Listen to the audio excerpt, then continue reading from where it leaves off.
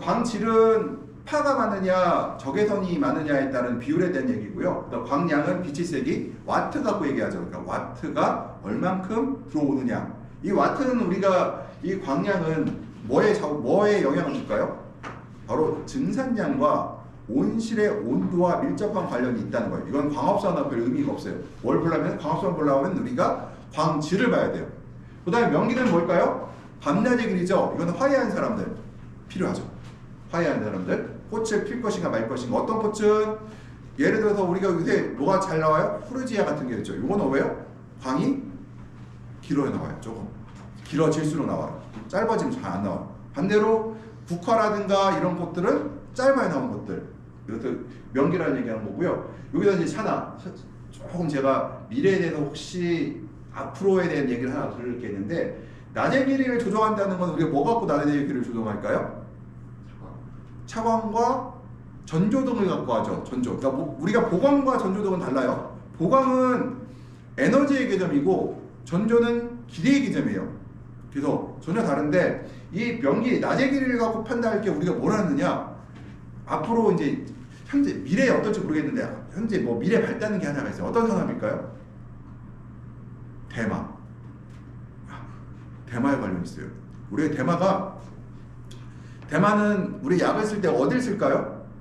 꽃을 사용해요. 꽃을. 그러니까 대마는 이 암실, 그러니까 짧아져야 되거든요. 그러니까 뭐가 있어야 돼요? 암막 커튼이 있어야 돼요. 광이 들어오면 안 돼요. 그리고 꽃이 펴요. 그럼 우리가 계속 돌리려면 어떻게 해야 돼요? 꽃이 짧게 키우고 꽃을 많이 만들어야 될 거 아니에요. 그러려면은 우리가 명기와 관련이 있는데, 제가 이제 팁을 하나 드리면은, 혹시라도 여기 계신 분 중에 내가 우리나라 앞으로 합법화 될 가능성이 있겠지만, 그때 되게 되면은 온실 지을 생각하지 마시고 이쪽 지역에 보면은 망한 화해 온실들이 되게 많아요. 화해는 암막이 다 기본적으로 갖고 있어요. 그거 인수하셔서 하시면은, 그리고 이 대마가 환경에 예민하지 않거든요. 굉장히 옛날 물질에 농사 잘 돼요. 대마가 자체가. 그래서 그걸 하나 들려도 혹시라도 큰 돈 안 들어갈 수 있다는 거. 그 다음에 광양. 직달광이냐 산란광이냐. 그럼 직달광은 오늘같이 광이 구름이 하나도 없는 날은 뭐예요? 직달광. 그저께 같이 흐린 날은 뭐예요? 산란광이죠. 그래서 빛의 질은 직달이 좋아요? 산란이 좋아요?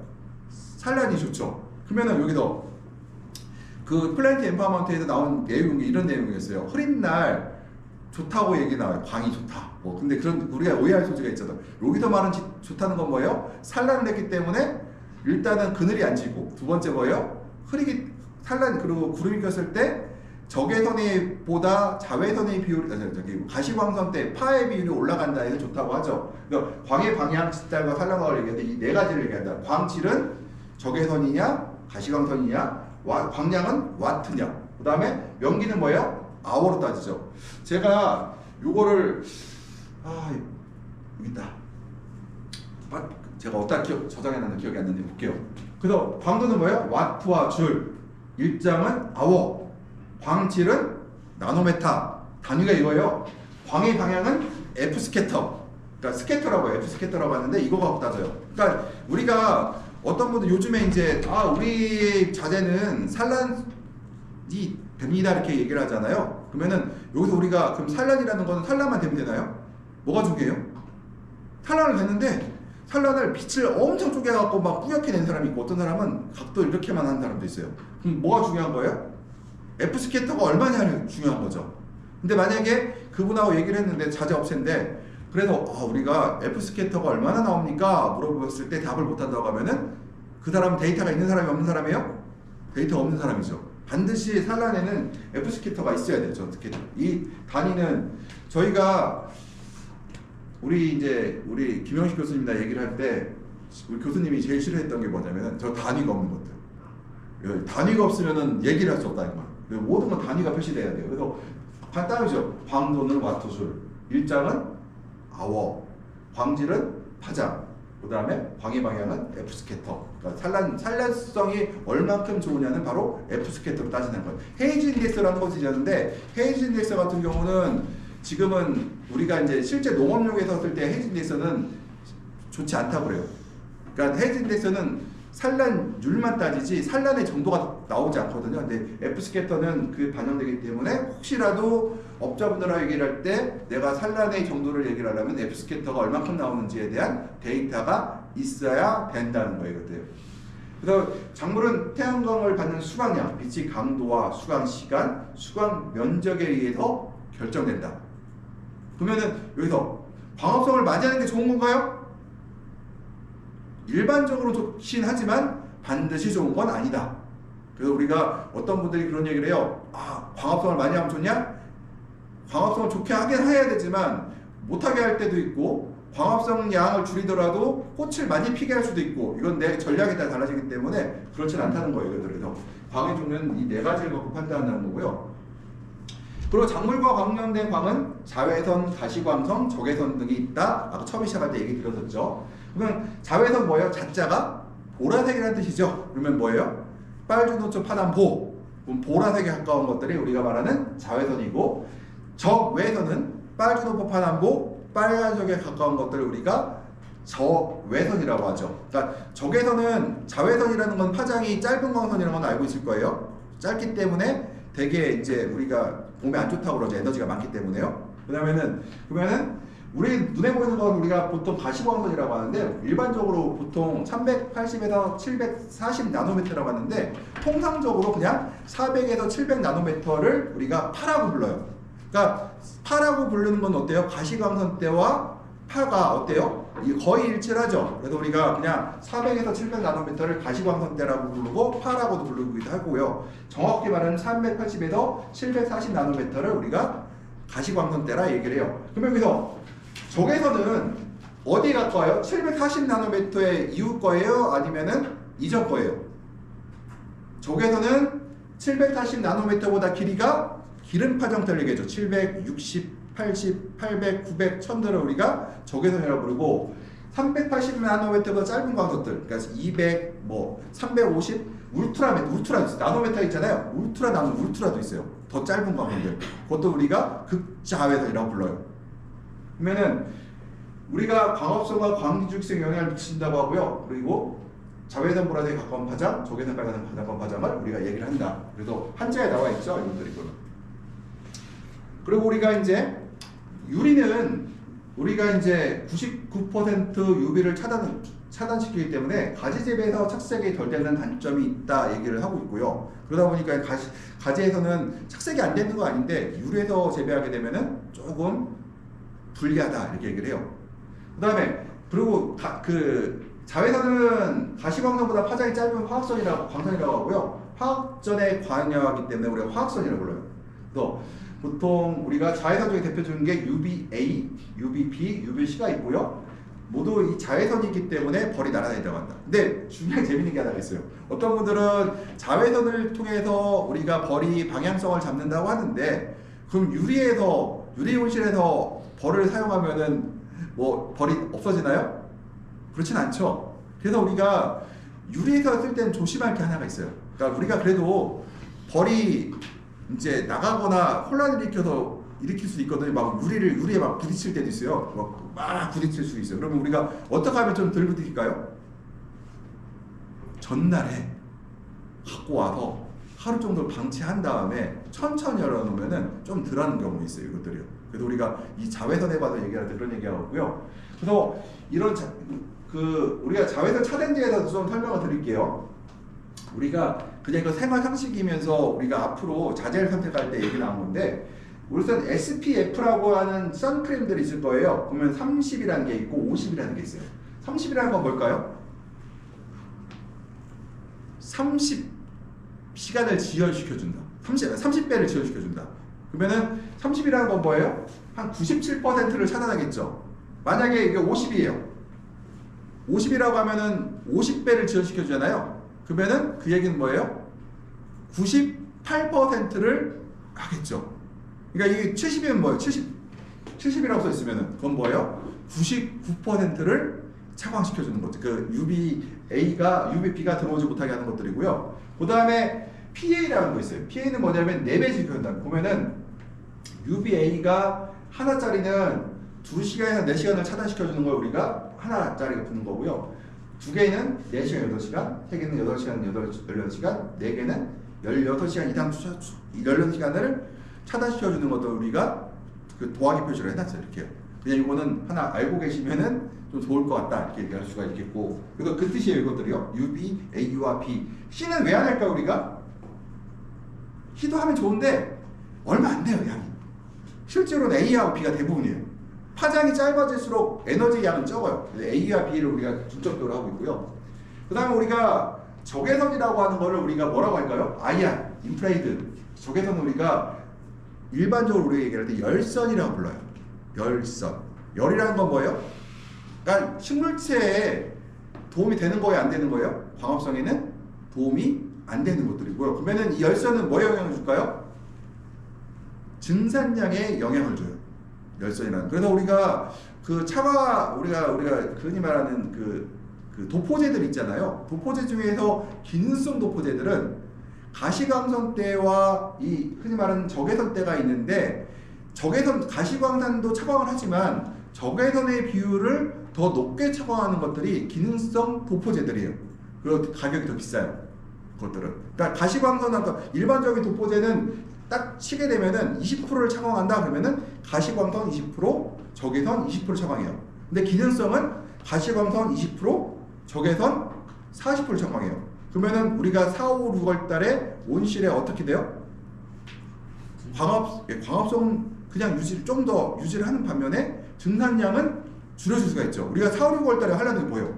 증산량을 어떻게 하면 줄일 것인가? 과연 증산을 막을 것인가? 어떻게 해서 증산량을 어떻게든 줄여줘야 되는데, 에너지가 들어오는 만큼 증산하기 때문에 우리가 IR대에서 적외선대에서 들어오는 양을 줄여줄 수가 있다고 하면은 우리가 훨씬 더 증산량을 줄여줄 수가 있죠. 왜 흐린 날 광이 좋다고 그랬어요?